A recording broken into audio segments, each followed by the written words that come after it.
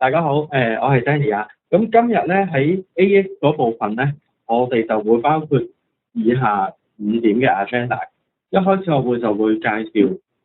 我哋 AX 入邊個 product market maintenance 就包括我哋如果喺加盟行業入邊，咁如果我要去明聽一件衫，咁我個幫同胞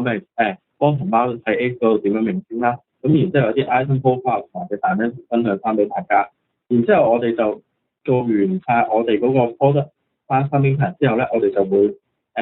會 show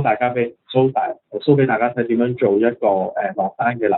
程。咁喺落單嘅流程入邊咧，我哋就有一個 color size matrix 嘅 add-on，咁就係專貨加盟行業，令到佢可以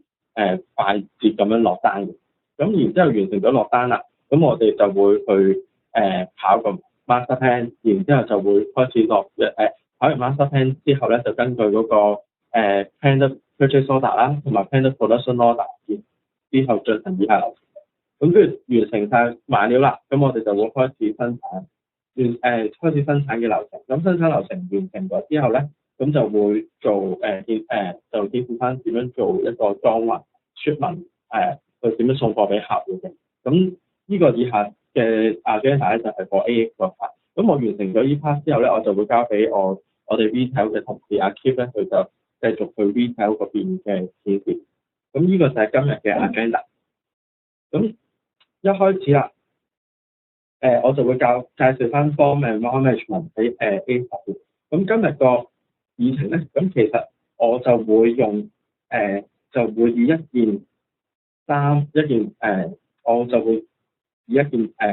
造一件衫為例子。咁我就喺 A 十邊咧，其實我哋就會自己獨立有一個 item master， 係每間公司自己獨立要 lead 嘅。咁我今日個例子咧，就會係教大家點樣去命聽一件衫嘅幫同埋包啦。咁所以我就每一件衫我自己可以咧，就命聽佢個 size chart 同埋 color chart。咁呢個 size chart 同 color chart 咧，其實係一個加盟嘅 add-on 嚟嘅。咁我哋係咧擺每一個唔同嘅客戶自己都可以 set 自己一個 size chart 嘅。咁個原因就係因為我哋每一個客自己有獨立嘅 size。咁有啲客咧，我哋個 size 係用28、30、32、34，但係有啲客咧，我哋係可以用大中細碼 XL、XXL 嘅例子。咁所以我哋每一個客戶都有獨立嘅 size chart， 而 color chart 都係。咁我哋亦都會喺系統入邊命聽自己每一個客戶自己獨立嘅 color chart。咁因為同一樣嘢啦，每一個客自己個 color 都唔同，咁所以我哋就有呢一個要啲嘅 size chart 同埋 color chart 可以提供俾喺 A 嗰度維護翻。然之後下一個啦，咁我哋就喺 A 入邊咧，就有一個叫做 product dimension group 嘅嘢。咁呢個 product dimension group 咧，其實就係我哋單住每一隻 item 單住 SKU level， 加 item group 以外再加4個嘅唔同 dimension。咁我今日呢個例子咧，嗰4個 dimension 咧，其實就係 factory size color market。咁我諗以大家都所知，我件衫我嗰個款，咁其實我設計咗個款出嚟之後咧，我每呢個款其實可以做唔同顏色、唔同 size 嘅。咁所以我哋咧就可以應用呢個 item product dimension。咁我哋就可以應用呢件衫實際做一個 size 同 color 呢個 dimension。咁另外 factory 同 market 呢個 dimension 有乜用咧？咁舉個例，如果我呢件衫喺唔同生產地點去生產嘅，咁我嗰個生產地點嗰個工費可能有機會唔同。咁而我哋又需要去計算翻相關唔同生產地點嘅工費咧，咁我哋就可以應用到 factory 度。咁而 market 係咩意思咧？就係我哋如果呢件產品賣去美國市場，賣去日本市場，佢需要唔同嘅label、唔同嘅包裝嘅配件，咁我哋咧就可以再用 market 去區分翻，就為之一個衫嘅 style 啦，再加 factory size color market 為之一個 SKU level。咁呢個就係我哋嘅 product dimension。咁當然啦 ，factory market 係一個例子，咁可能唔同嘅公司自己有自己嘅特性，佢可以去設置佢唔用 factory， 佢唔叫 factory 唔叫 market 嘅。呢個 factory market 嘅位置可以自己更改個名都得。好啦，下一個想介紹俾大家嘅就係一個叫 Solid Dimension。咁 Solid Dimension 喺 A 入邊咧，其實就會有一個，其實就係一個 warehouse hierarchy。咁我哋喺 A 入邊最高嘅層次咧就係西啦。Under 西入邊我哋可以名稱好多個唔同 warehouse，然之後再去到下一個 level 咧就去名稱under 每一個 warehouse 入邊我哋可以 set 唔同嘅 location， 而我哋喺 A 入邊個 location 嘅層面就單數 warehouse 邊嘅 level 嘅。好啦，到最後個 carton number 其實我哋亦都可以將嗰、我哋嘅 Solid Dimension 咧再單數埋我哋喺 carton 嘅層面或者係 pilot 嘅層面亦都得。咁呢個就係個 Solid Dimension。好啦，下一個關於 Infinity Dimension 嘅就係叫 Tracking Dimension。咁 Tracking Dimension 咧，其實最常用喺交互行業嘅，就我哋就會用一個叫 Batch Number 同 Serial Number。Batch Number 咧，其實就可以俾我哋去記錄翻每一批貨佢嗰個生產時期啊，生產落去追蹤翻嗰批貨嘅相關嘅資料。咁而 Serial Number 咧，就其實就係單一嘅，即係我每生產件貨就記錄每件貨自己一個 unit number。咁呢個就再睇特性會點樣用。咁如果喺卡文行業咧，我哋就會借用個 serial number 引用喺嗰啲差別。OK。咁另外想再提一提嘅就係一個 tracking dimension 就叫做 customer。咁 customer 其實係咩嚟咧？咁其實就係我哋去 identify 翻我哋啲 raw material 係 belong to 邊個 customer 嘅。如果我哋係辦唔同 customer 去幫忙去訂單嘅話，咁我哋就會再着埋呢個 customer 嘅 tracking dimension，去幫助我哋喺庫存嗰度再區分翻我哋啲物料係用緊邊個嘅 customer 嘅 raw material。咁呢個就係個 tracking dimension。好啦，咁啱啱介紹完一啲產品相關嘅資料之後咧，咁我下一 part 我就想介紹下我哋喺我哋呢個加密 add-on 入邊又點樣去名稱我哋嘅 form 同埋 valve。咁我哋喺呢一個 add-on 入邊咧，其實我哋就做咗一個叫 porting sheet 嘅功能。咁呢個 porting sheet 嘅功能咧，其實個目標係乜嘢咧？就係幫助呢一個呢件產品呢個 style 去以一個 form 嘅形式去名稱，然之後就幫你去 generate 單數 SKU level 嘅 form 同埋 valve。咁我哋點樣做咧？首先，我哋咧就喺個 porting sheet 入邊就維護翻相關嘅資料啦。咁第一，咁我哋就會需要維護翻我哋今次呢個 porting sheet 係我哋會製造呢個 porting sheet 嘅時候咧，係會去邊個 batch 嘅。舉例，我而家有兩個 batch 就係 NEA、MSW， 咁我就會拍翻埋佢啦。然之後嗰個 batch 其實咧，我哋可以去定翻我哋呢個如果 NEA 嘅。咁我哋個 byte chart 係幾多，個 local chart 係幾多，亦都喺呢度定。咁然之後我之後會幫你之後個系統嘅功能咧就會幫你 generate 唔同嘅單數 SKU 咧嘅 form 同 valve 相關嘅程度。OK。咁然之後下一 part 啦，咁我哋亦都要定義我哋個 size 喺呢張 porting sheet 嗰度。咁今次我就會由細碼去到4加大嘅碼數，咁所有嘅 size 我都會應用到。OK， 咁我就剔晒佢。咁如果我想創建我嗰個 SKU form 咧，係淨係單數 大碼同埋中碼嘅話咧，咁其實我只要剔大碼同中碼就可以㗎啦。咁今次我例子就創建晒啦。然之後好啦，去到 color，咁我亦都要話翻俾系統聽，今次我個 SKU form 單數 color 邊一個 level，咁邊幾隻顏色我需要去做。咁我而家就所有嘅顏色都會應用晒啦。好啦，去到最後，咁我亦都要定義翻我呢批SKU form valve 咧係單數邊一個係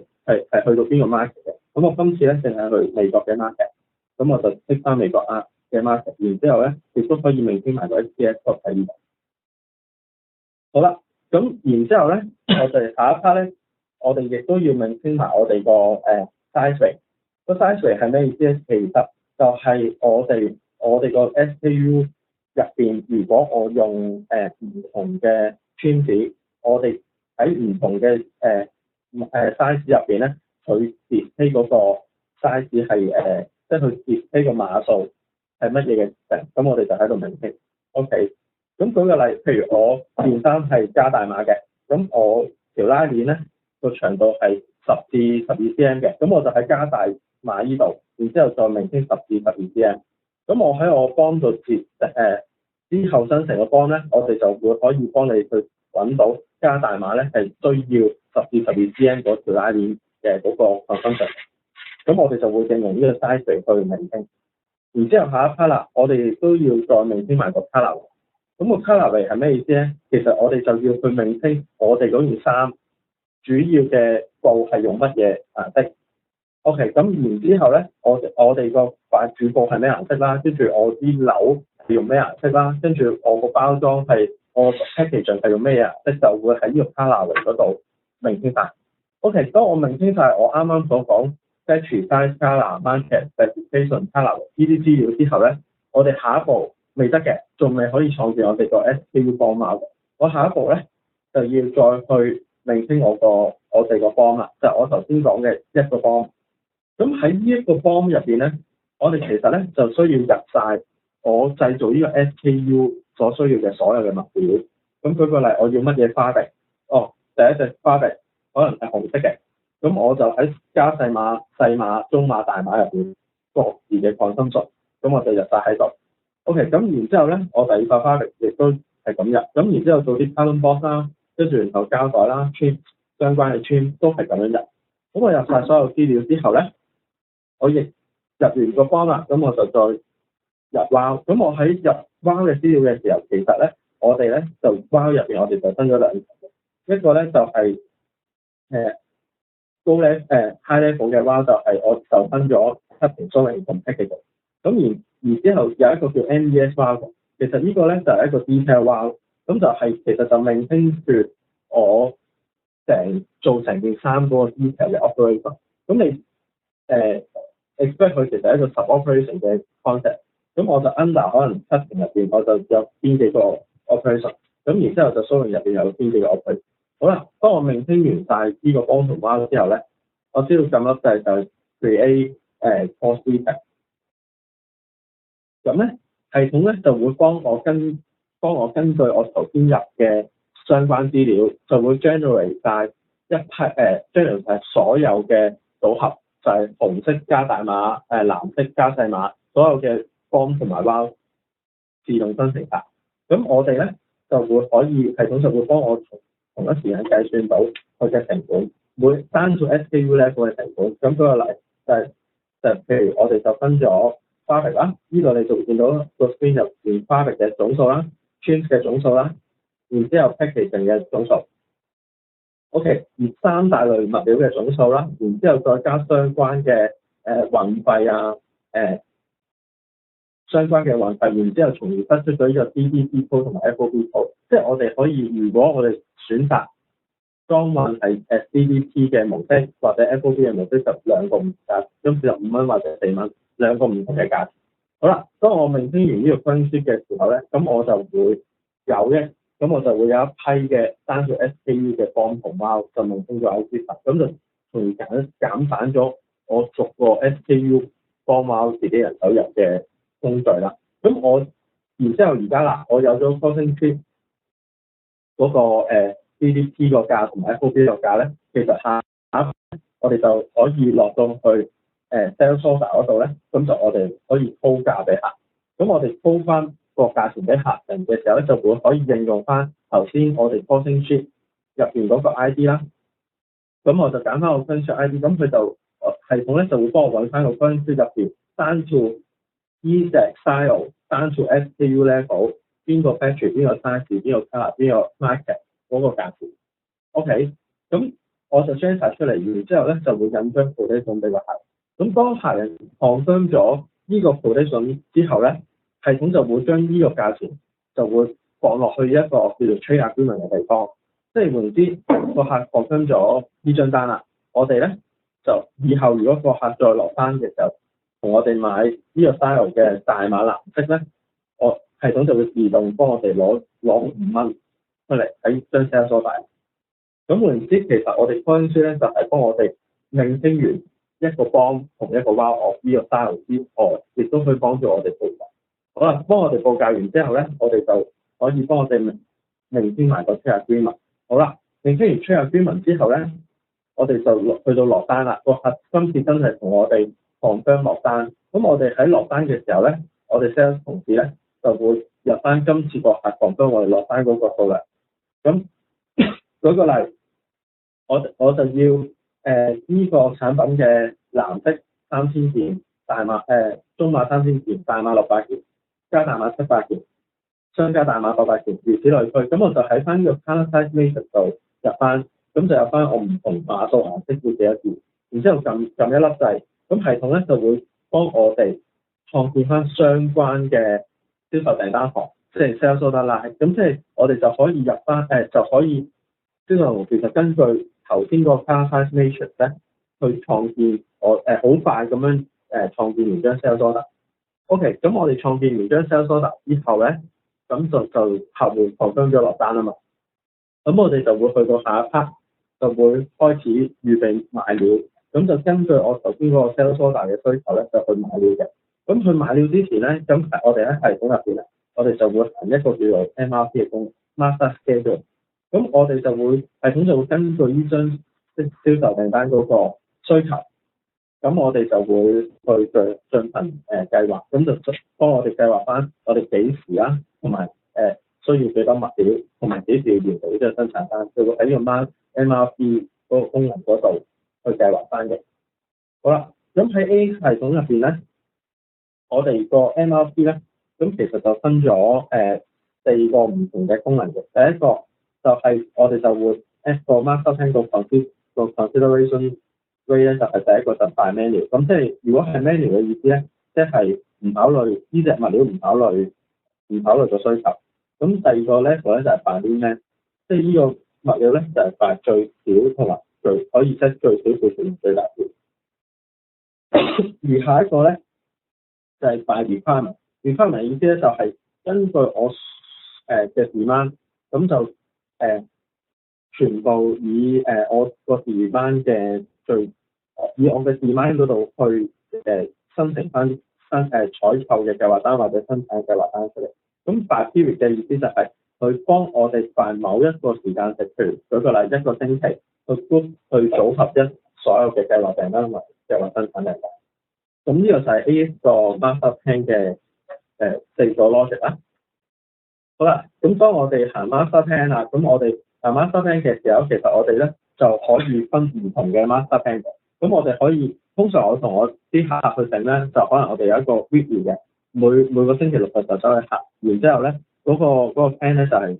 static 嘅，即係靜止咗，咁就唔係每日 daily 去行。咁另外一個咧，我就會再帶一個叫 lag train 去行，咁就係譬如我星期一有一啲新單落咗，咁如果個係急單嚟嘅，我想知道我而家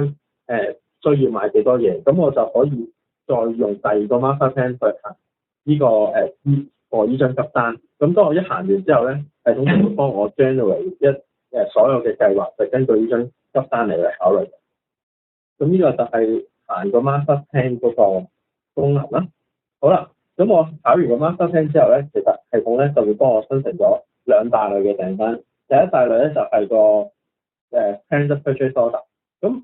呢個 planned purchase order 其實就會係根據我哋頭先銷售訂單落單嘅資料啦，嗰個 style 需要啲乜嘢嘅 raw material、fabric trim 嘅嘢，咁然之後咧就會行咗呢個 planned purchase order 一個回收，咁就列咗喺度。咁我哋採購嘅同事咧就 review 翻我哋需要買啲咩物料，然之後咧我真係 confirm 啦，然之後我就 confirm 係同邊個 vendor 買咧，我就確認翻呢張計劃採購訂單啦。然之後系統咧就會幫我哋自動生成咗張採購單。好啦，當我哋生成咗採購單之後咧，其實我哋亦都可以行一個 approval flow 嘅流程，咁就去 submit 咗呢張我哋要買嘅採購單咧，俾我哋採購部嘅 manager approve 啦。當佢 approve 完之後咧，我哋就可以 confirm 翻呢張採購訂單。當我哋 confirm 呢張採購訂單之後咧，我哋嗰個vendor咧，咁就去收到呢張採購單，佢就可以進行呢個我哋所需購買嘅物料嘅準備啦。咁去到呢一 part 咧，其實下一 part 我就想介紹我哋 AA 系統同我哋 vendor 個 relationship。咁我哋同 vendor relationship 咧，其實我哋就可以靠一個叫 enterprise portal 嘅嘢。咁我哋其實就可以俾一條 web link 我哋嘅 vendor login 翻入去我哋嘅 enterprise portal 嘅 vendor portal 嗰一 part 去幫我哋預備翻我哋嘅物料。咁舉個例，我而家 confirm 咗呢張採購訂單4006 OK， 咁我一撳 confirm 咧，其實我個 vendor 咧，其實就會收到呢張採購訂單。咁我哋個 vendor 咧就 login 翻個 vendor portal， 咁佢就去 review 翻嗰張採購訂單呢張4006啦。OK， 咁如果佢 confirm 咧，佢就可以剔翻呢個 confirm button。OK， 剔翻佢，然之後 confirm 張採購訂單。咁一 confirm 咗嘅時候咧，我哋其實喺 A 咧，我哋就可以知道，原來呢張採購單 vendor 已經 review 咗啦，佢已經開始去幫我哋準備我哋嘅採購物料。咁即係換言之，其實我哋就可以靠我哋 A 送單俾 vendor， 咁 vendor login 咗由我哋 vendor portal 去 confirm 個 delivery date 係咪真係可行。咁如果 confirm 咗之後咧，佢哋就喺 vendor portal 度 update 翻。好啦，咁如果冇問題咧 ，vendor 就準備佢啲 packaging material。當佢準備完之後，準備送貨俾我哋咧，其實個 vendor 就需要入翻個 vendor portal 嗰度，幫我哋去預備翻呢個 packing sheet。咁我諗大家都知，我哋如果個加盟嘅行業，我哋嗰個例三我哋嗰啲花域，我哋個 packing sheet 其實都幾繁複嘅。咁其實我哋就可以睇個 vendor portal 咧，就可以 assign 呢個 vendor portal 俾 vendor 去幫我哋 prepare 每一個 raw material 嘅 packing sheet。咁舉個例，咁我喺度咧，vendor 就入翻去我哋個 vendor portal 啦，然之後去翻 pack 卡通嗰個功能。咁我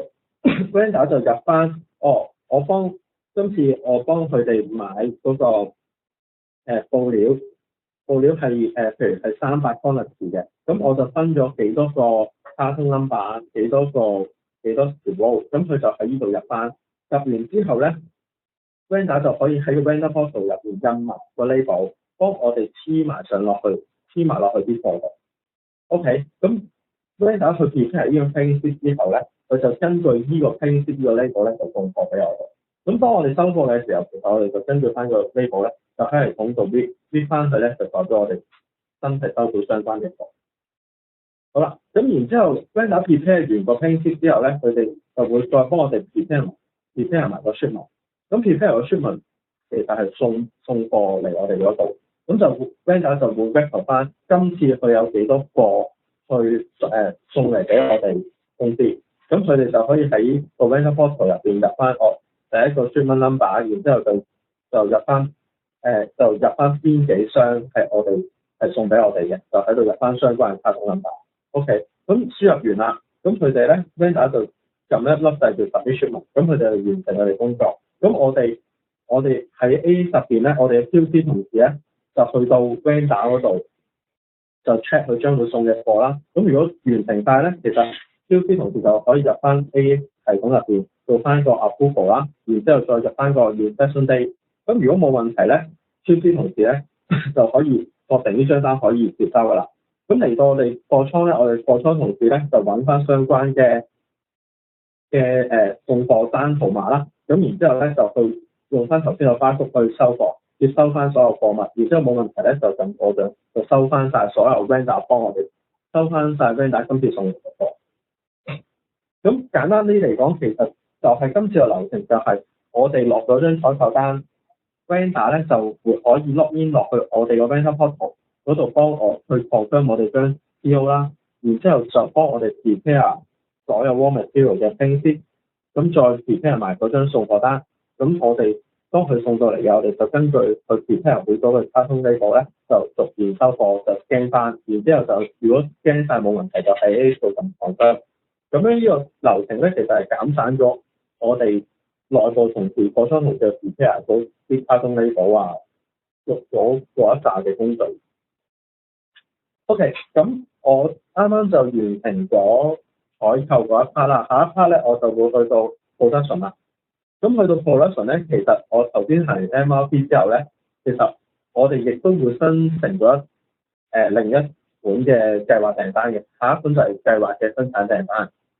咁我哋跑完個 master plan 啦，我哋其實嗰個 PMC 嘅部門啦，排產部就會走去 review 翻我哋系統生成咗有幾多生產單係需要去生產嘅。OK， 咁如果冇問題咧，我哋咧就會擴張翻張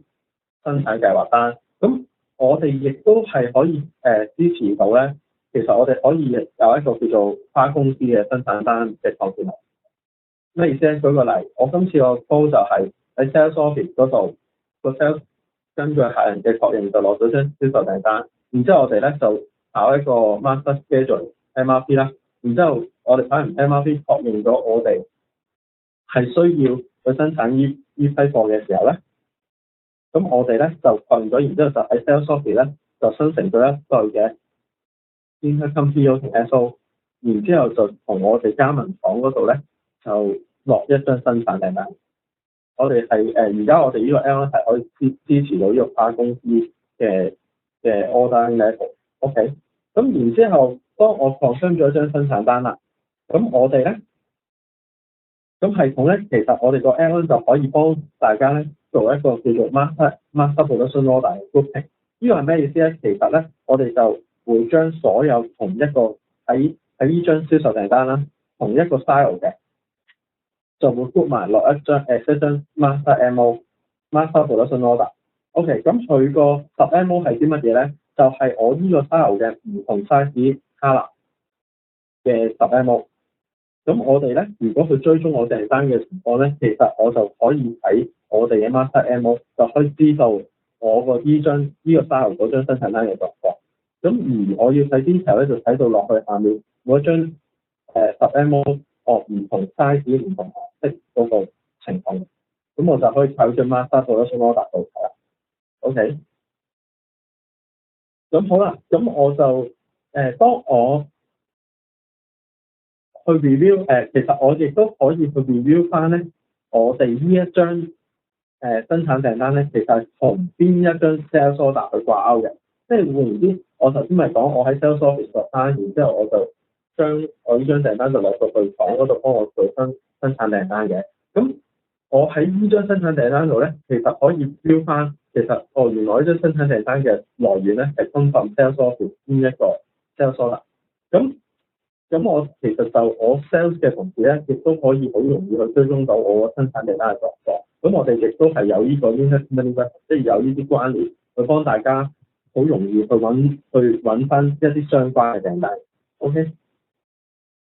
好啦，去到下一步就係我哋就會開始生產嘅流程啦。咁開始生產流程嘅時候咧，其實我哋喺呢節嚟講咧，我哋就可以做一個 start production order 嘅 process 啦。即係然之後，我哋就可以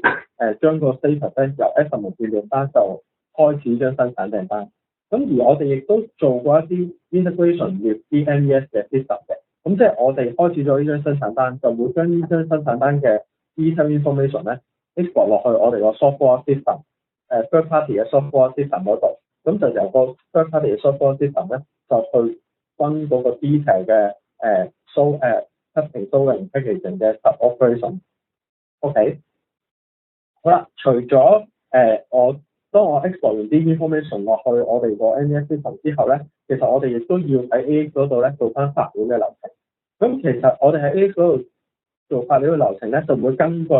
將 master MO，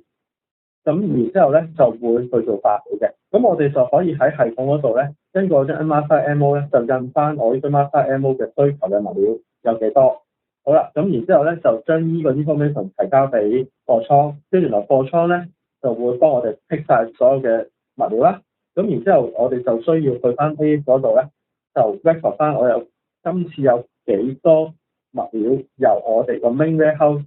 轉落去我哋嘅生產線。咁當佢哋輸入嘅時候咧，咁其實貨倉同事只要去 scan 個 barcode，記唔記得頭先係個 vendor 幫我哋 prepare 個卡通嘅，咁其實個貨倉同事咧就喺嗰度 scan 翻個頭先嗰個 label。OK， 咁就 scan 個 label 咧，就系統就會幫我揾翻個 label， 幾多件啦，相關嘅資訊。咁就當貨倉同事 prepare 好晒呢一啲需要嘅物料之後咧，我哋撳翻掣就會由我哋嘅 main warehouse 就轉咗落去我哋生產線嗰度啦。好啦，當我生產線我今次轉晒啲貨落去我哋第一個工序 cutting 嗰度，咁我哋 cut 完啦，咁我哋就會喺我哋 software system 咧嗰度 capture 翻我哋呢件衫 cut 咗幾多，呢個顏色呢個 size cut 咗幾多件，咁然之後咧就會 export 翻入嚟 AX 呢系統啦。咁我哋咧就會有一個叫做 pack order 嘅功能。咁其實咧就會係簡單啲嚟講就係儲翻晒你今次裁單裁咗幾多件嘅數目。OK， 咁我哋咧就喺呢個 moment 咧就可以根據個裁單數目咧就準備定我哋嚟緊走選嗰啲數嘅，即係嗰啲 carton label， 我哋就可以根據呢個裁單數咧就預備一個 draft version 嘅shipping document。咁就根據我哋舉個例，呢個細碼藍色。我今次咧，我 prepare 咗，我今次 cut 咗5件嘅 ，OK， 咁我哋咧喺系統入邊咧就會由我哋 MES system 就 input 入嚟啦，咁然之後就我5件，咁我一箱入邊咧就只有包2件嘅，咁我就系統咧就會撳粒掣咧就會幫我驚咗，原來我今次要 total 3箱先可以完成晒呢一個 request 嘅，咁系統就會幫我驚到3個唔同嘅 carton label，OK。分別129、130、131，咁而呢3箱系統點樣斷定咧？就其實就根據個 packing set。咁我而家就 set 咗呢個 style 咧，其實好大件嘅，就一箱只可以裝到2件，咁就系統就會可以幫我咁樣準備定我哋嘅 carton label。咁然之後我哋準備完個 carton label 咧，其實我哋喺呢個 moment 啦，我哋就可以印定啲 carton label 啦。咁就當我哋件衫真係完成晒成條生產線 sewing packaging 嘅時候咧，就可以即刻貼章。咁所以呢度其實有個 parallel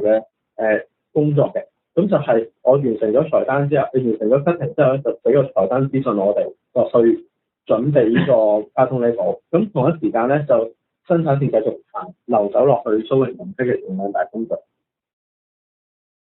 好啦，咁我哋咧，當我完成喺我哋個 software system 嗰度完成晒所有嘅生產工序之後咧，就會將嗰啲 information import 翻入嚟 AX， 咁去 capture 翻每一個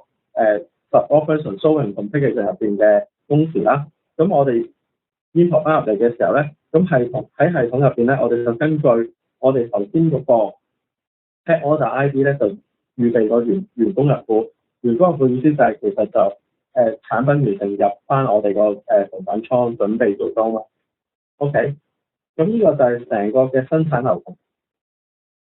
咁然之後完成生產之後咧，到最後一 part 其實就去準備翻個裝運啦。咁喺準備裝運嘅時候咧，其實我哋就會喺系統入邊，我哋就有複有一張 shipment 嘅 form 啦。咁呢張 shipment 嘅 form 咧，其實就可以入翻相關今次 shipment 嘅所有 information。咁例如我哋嘅 manifest number 啊、LV bill number 啊、個 original port destination